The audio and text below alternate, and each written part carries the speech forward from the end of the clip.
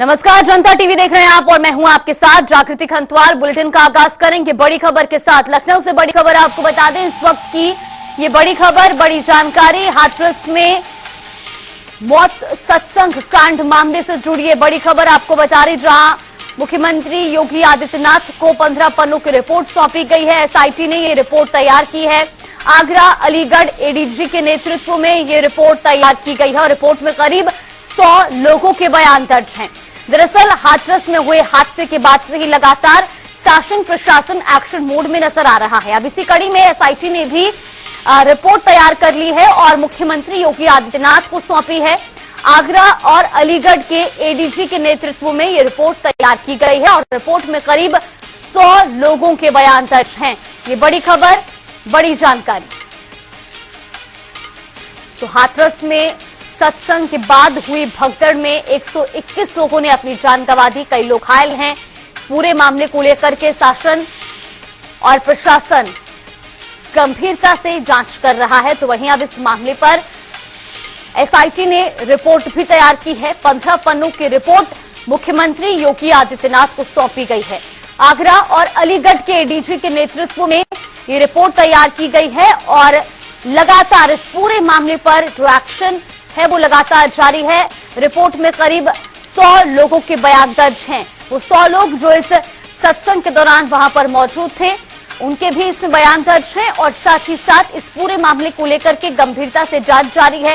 SIT ने report तैयार की है और साथ ही आपको बता दें कि इसी खबर पर ज्यादा जानकारी के साथ हमारे सहयोगी तौकीर किदवई हमारे साथ जुड़ गए। तौकीर, हाथरस कांड को लेकर के लगातार एक्शन जारी है, अब एसआईटी ने रिपोर्ट भी सौंप दी है, फिलहाल क्या कुछ अपडेट मिल रहा है? ये 15 पन्नों की रिपोर्ट है जो अभी एसआईटी गठित की गई थी मुख्यमंत्री की तरफ से, जिसमें एडीजी आगरा थे और कमिश्नर अलीगढ़, ये 2 लोगों को जांच सौंपी गई थी और उसमें फिलहाल जो जांच है वो आज 4 दिन बाद सौंप दी गई है और उसमें कई लोगों के बयान दर्ज किए गए हैं, चाहे वो वहां के हाथरस के डीएम हो या वहां के एसपी हो।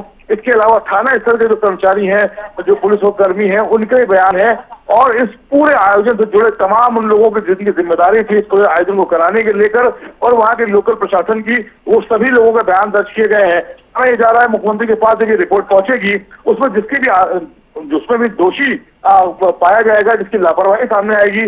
आज शाम तक इस बड़ी कार्रवाई भी हाथरस को लेकर देखने को मिल सकती है। बिल्कुल, बहुत बहुत धन्यवाद तौकीर आपका हमारे साथ जुड़ने के लिए, जानकारी हम तक पहुंचाने के लिए।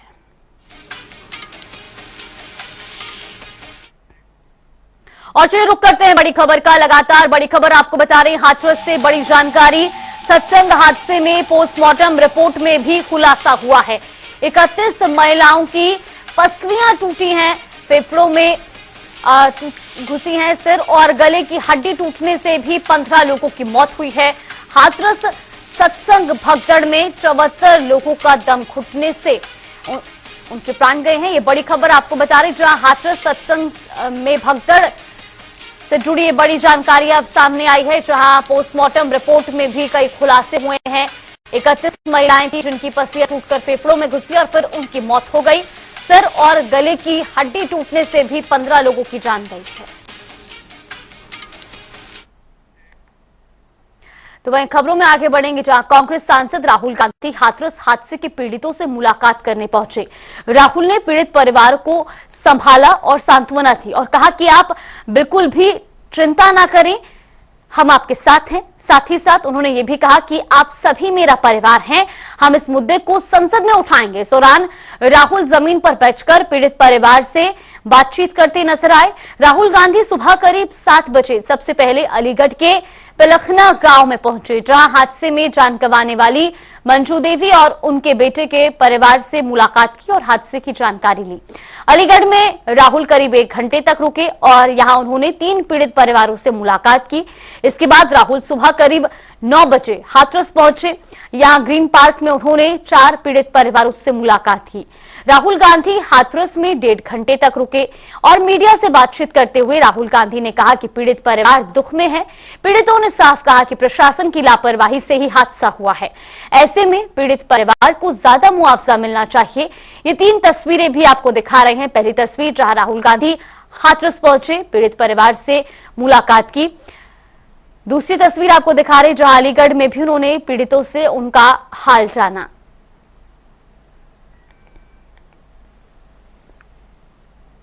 दुख की बात है, बहुत परिवारों को नुकसान हुआ है, काफी लोगों की मृत्यु हुई है, तो दुख की बात है।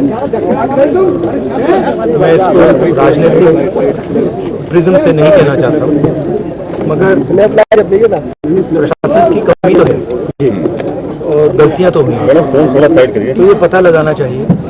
और शायद सबसे जरूरी बात कि कॉम्पनसेशन सही मिलना चाहिए, क्योंकि ये गरीब परिवार है और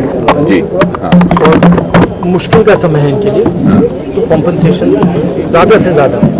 और मैं यूपी के चीफ मिनिस्टर से विनती करता हूँ कि दिल खोल के कॉम्पनसेशन। परिवार वालों से मेरी पर्सनल बात हुई, उनके परिवार के बारे में, उनके बच्चों के बारे में, माता के बारे में, वो कैसे थे, क्या करते थे, तो वैसी बात हुई है। उन्होंने कहा कि प्रशासन की कमी है, उन्होंने कहा कि जो अरेंजमेंट वहाँ पुलिस का होना चाहिए था वो नहीं। बट बहुत दुख में है, शॉक में है, तो ऐसी सिचुएशन में मैं मतलब उनकी जो स्थिति है, उनकी सिचुएशन है, उसको समझने की कोशिश करूँ। और चलिए रुक करेंगे बड़ी खबर का। फिरोजाबाद से बड़ी खबर आपको बता दें, हाथरस जांच की आज अब शिकोहाबाद तक पहुंच चुकी है। ये बड़ी खबर आपको बता रही, जो एसआईटी ने बाबा के एक करीबी शख्स को भी गिरफ्तार कर लिया है। एटा चौराहे से इस शख्स को गिरफ्तार किया गया है। शिकोहाबाद में सत्संग की तैयारी चल रही थी। दरअसल शिकोहाबाद में बाबा का सितंबर में सत्संग होना है, जिसे लेकर के ये शख्स जो है वो तैयारियां कर रहा था, लेकिन अब गिरफ्तारी हो चुकी है। सेवादार उपेंद्र यादव को जेल भेजा गया है।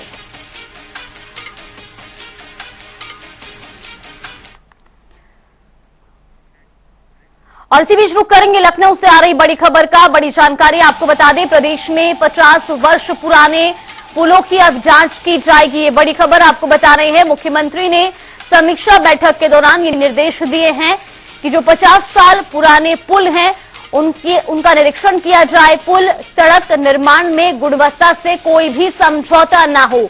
पुल सुरक्षित नहीं तो यातायात बंद किया जाए, ये भी निर्देश दिए गए हैं। कांवड़ यात्रा से जुड़े मार्ग गड्ढा मुक्त किए जाएं, ये साफ तौर पर समीक्षा बैठक में निर्देश दिए गए हैं। और गोरखपुर से बड़ी खबर आपको बता दें, 2 दिवसीय गोरखपुर दौरे पर मुख्यमंत्री योगी आदित्यनाथ नवनिर्मित अन्नपूर्णा हॉस्पिटल का उद्घाटन करेंगे। CM Hanuman Prasad cancer hospital में समारोह किया जाएगा। आपको बता दें कि कैंसर के नए उपकरणों का भी मुख्यमंत्री उद्घाटन करेंगे। तो सीएम योगी गोरखनाथ मंदिर में रात्रि विश्राम करेंगे और 6 जुलाई को मंदिर में पूजा अर्चना करेंगे, गौ सेवा करेंगे। आपको बता दें कि मुख्यमंत्री लहसड़ी बंधा का निरीक्षण भी करेंगे। ये बड़ी जानकारी आपको बता रहे हैं।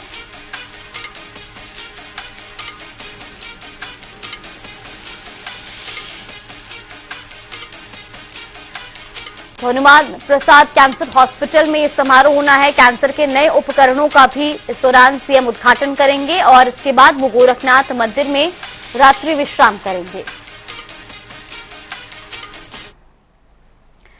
तो वहीं खबरों में आगे बढ़ेंगे, जहां वित्त मंत्री सुरेश कुमार खन्ना आज पीलीभीत जाएंगे, जहां वो बीजेपी कार्यालय में 3:30 बजे मंत्री श्यामा प्रसाद मुखर्जी के बलिदान दिवस के अवसर पर आयोजित प्रबुद्धजन संगोष्ठी में शामिल होंगे और साथ ही पीलीभीत के अधिकारियों के साथ बैठक भी करेंगे।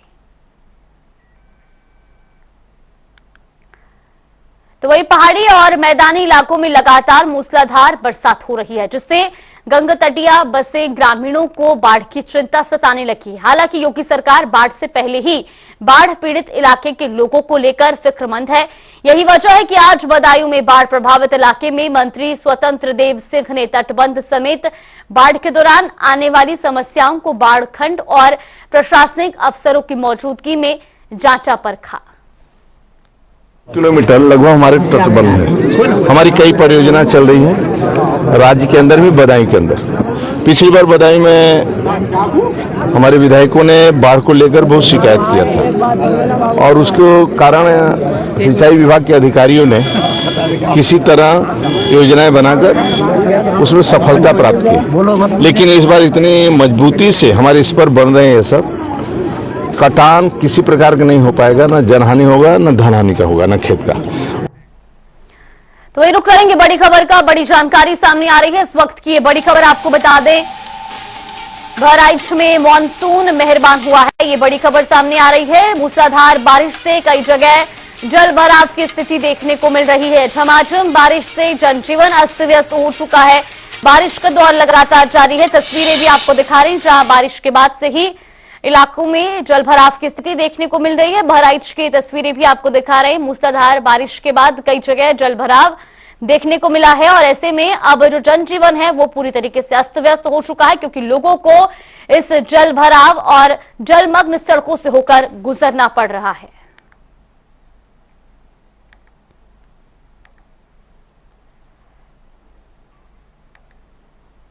तो वही बागपत जनपद में वन विभाग और शिक्षा विभाग की उदासीनता का खामियाजा इन दिनों नौनिहालों को भुगतना पड़ रहा है। जी हां, जनपद के अलग अलग गांव में बंदरों का आतंक इस कदर बढ़ गया है कि आम लोगों के साथ साथ अब इसका असर स्कूलों में भी देखने को मिल रहा है। बता दें कि गांव के संविलियन विद्यालय में बंदरों के आतंक से काफी बच्चों ने आना बंद कर दिया है। आज हम हैं बागपत जिले के गढ़ी कलंजरी गांव में, जहां पर एक प्राथमिक विद्यालय में बंदरों का आतंक बना हुआ है, जहां पर स्कूली बच्चे स्कूल में आने से डर रहे हैं। आज हम पहुंचे हैं, प्रधानाचार्य से पूछेंगे कि कितने दिनों से क्या समस्या चल रही है बंदरों की, क्या इसकी शिकायत हुई है और क्या कुछ कार्रवाई हुई है। क्या नाम है? जी, प्रदीप दीक्षित। प्रदीप जी, क्या समस्या बनी है जो अभी तक समस्या का समाधान नहीं हुआ? ये जो समस्या है ये लगभग पिछले 2 साल से है और आए दिन बंदर कुछ ना कुछ बच्चों को, 1-2 बच्चों को काट भी लिया है। ग्रामीण भी परेशान है और हम भी। हम अपने बच्चों को पढ़ाने के लिए प्रॉपर रूप से हम पढ़ा नहीं पाते हैं। सुबह सुबह ही बंदर आ जाते हैं और शाम तक रहते हैं। छुट्टी हमारी 2 बजे होती है, तो उस वजह से हम भी और बच्चे भी एक डर के साए में हमें यहाँ जीना पड़ रहा है।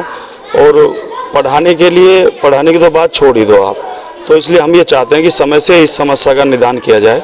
तो कहीं ना कहीं प्रधानाचार्य का भी यही कहना है कि समस्या काफ़ी बड़ी हुई है और उन्होंने अपने बच्चों के बचाव के लिए यहाँ पर जो जाल भी है वो प्रॉपर जाल भी लगाया हुआ है, जिससे कि बच्चों को सेफ रख सकें। आप साथ में भी हमारे पास गांव के कुछ लोग मौजूद हैं। क्या नाम है आपका? मेरा नाम रामेश्वर है जी। रामेश्वर जी, जिस तरीके की समस्या बता रहे हैं बंदरों की, क्या कुछ है ये सच्चाई? कितनी सच्चाई इतनी है जी, हम परेशान है बंदरों से बहुत ज्यादा। और हमने जो मतलब कपड़े भी धोने अंदर सुखाने शुरू कर दिए हैं। कपड़े धोए हुए देखो, कपड़े ले जाते हैं, ये फटे हुए कपड़े हैं, पैंट ले गए उठा के, बच्चे इनके सूट ले गए उठा के, रोटी बनाए रोटी पे आ जाके जो झपट्टा मार देते हैं लेडीजों पे। बहुत ही ज्यादा आतंक मचा रखा है आपने कभी? हाँ, कई बार जो ब्लॉक में भी किया है लेकिन कोई सुनवाई नहीं हुई। कितने सालों से? करीब 2-2.5 साल से जो दिक्कत है ये बहुत ज्यादा। तो कहीं ना कहीं 2 से 2.5 साल इस समस्या को हो गए हैं, लेकिन अभी तक कोई समाधान नहीं हुआ है। अब देखना यह है कि कब ग्राम प्रधान या सरकार या फिर डीएम साहब कब इस समस्या का समाधान करते हैं। प्रदीप पांचाल, जनता टीवी, बागपत।